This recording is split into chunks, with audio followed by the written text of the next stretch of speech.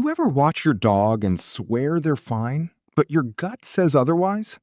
Most people see a frozen ear or a little lip lick and shrug.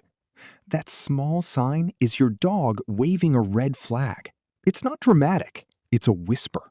And if you miss enough whispers, the quiet fear grows into real stress. Listen closely.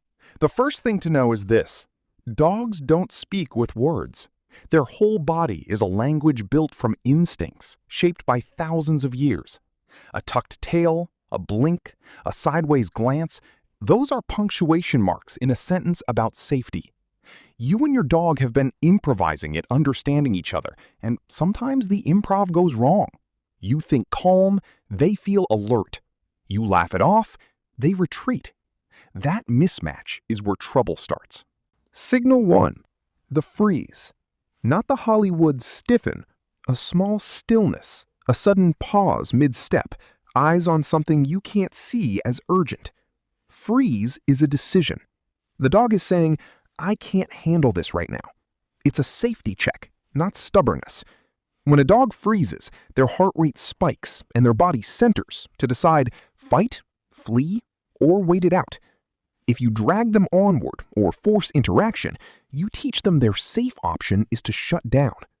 If instead you give space and read the next cue, you teach trust. Signal 2. The whale eye. You've seen it. The whites of the eyes showing while the head stays facing away. It looks small, but inside it's loud. That glance is a measure of tolerance. The dog is keeping track. How close can this be before I need to escalate? When you respond with sudden movement, too bright praise, or corrections, you shorten that tolerance window. Respond calmly, lower your body, and remove the stressor if you can. Respect that margin, and you extend it. Signal 3. Lip licks and yawns when nothing's sleepy. These are classic displacement signals.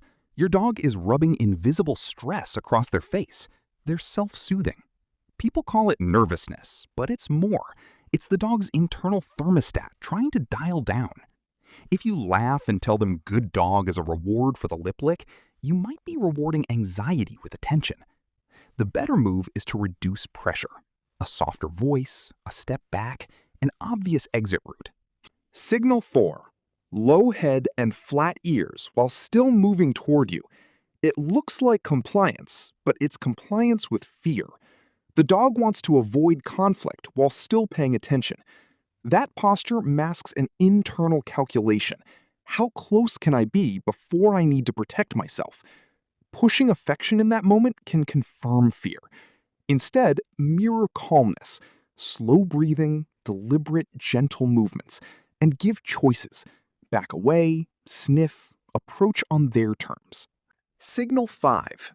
Sudden turning away from something they were focused on. You might think they got bored. They didn't. Turning away is a conflict diffusion strategy.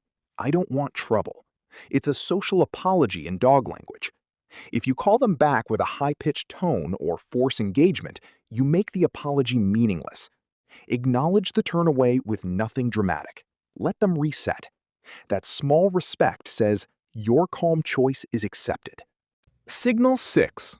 The micro-stiffness in the shoulders or a tiny hack cough when a stranger leans in. These micro-signals are the most dangerous because humans often miss them until escalation. Snapping louder, a lunge. That stiffness is the last soft warning before a harder boundary. If you train yourself to notice that slight change, you can step in and diffuse the situation long before it becomes urgent. So how do you apply this? Start with very small habit shifts. Walk slower. Stop asking for explanations. Teach yourself to pause and scan your dog from nose to tail every time something new happens. A car backfiring, a child running, a new surface under their paws. Notice, are they breathing faster? Eyes glazed? Ears back? Those micro-checks create an early warning system. Behavioral psychology explains why this works. Dogs are associative learners. Every time a fearful posture is met with punishment or forced closeness, the association strengthens. This thing leads to stress. But if fearful signals are met with non-judgmental space and predictable options, the association rewrites. This thing can be tolerated or avoided with my help. You become the reliable variable in a chaotic world. There's simple science here, too. Stress hormones like cortisol prime a dog's body for quick reactions. Repeated spikes without recovery create chronic anxiety, changing sleep, appetite, and immune function. So those tiny signals you catch early actually protect long-term health. Catch the whisper, prevent the scream. Emotionally, reframe these signals from bad behavior to trust requests. Your dog isn't being difficult. They're asking for your help to be safe. When you honor that, you don't just remove fear, you deepen connection. A dog who knows you hear their whispers will offer you bigger gifts. Calm focus, joyful play, and that full-body relaxed affection you want at the end of a long day. Here's a practical routine to build into your life over the next 30 days. Day 1. Practice pausing for 5 extra seconds after your dog freezes. Don't call them, don't soothe, just watch. Day 3. Reward turning away with a step back and a low-value treat only after they choose to re-engage. Day 7. Practice moving your body slower during greetings. Lower your center, soften your voice.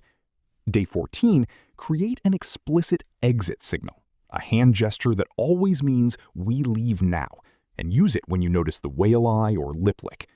Consistency matters. Dogs learn patterns faster than words. Now, a quick truth most owners miss. Attention can be the wrong currency. When your dog signals fear, rushing in to pet or shout reassurance can feel good to you, but it can teach them to escalate to get the same response. Instead, trade frantic attention for calm action. Move, remove, or shield. Choose structure over sympathy. If you want one rule to remember, let it be this. Notice the smallest sign, act with calm, and give choice. Notice the freeze. Don't force movement. See the whale eye. Let them distance. Watch the lip lick. Lower pressure. Respect the turn away. Read the micro-stiffness and retreat before it grows. If this is changing how you see your dog, hit like and subscribe. But more than that, start watching differently. Your dog's tiny signals are their vocabulary of safety. Learn them, and you change your dog's world. One last insight most people never hear. When a dog's fear is reduced, they don't become a different animal. They become more of the one you fell in love with. The goofy play returns, the soft nudge at midnight comes back. The trust you build is a quiet revolution inside their body. That's not training, that's healing. Your dog isn't just behaving, they're communicating. Hear the whispers, respect the space, be the safe place they need. Trust the small signs. They're the difference between a life lived in shadow and one lived in joy.